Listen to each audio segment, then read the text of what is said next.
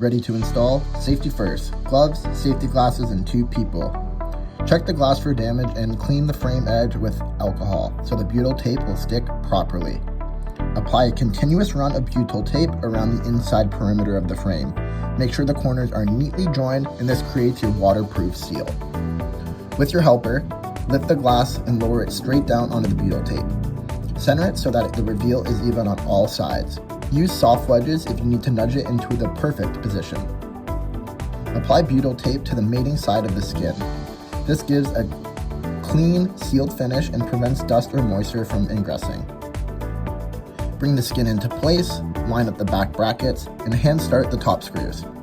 Work the rest of the screws in loosely, then tighten them gradually to seat the trim evenly. If the holes don't line up, make tiny adjustments with the screwdriver. Just don't force the glass. You can trim excess butyl tape if needed. Give everything a final inspection, recheck fasteners after 20 to 48 hours, and you're finished. Clean, sealed, and secured. Visit us online or in-store today to purchase your Dutch door. Only available at System Equine.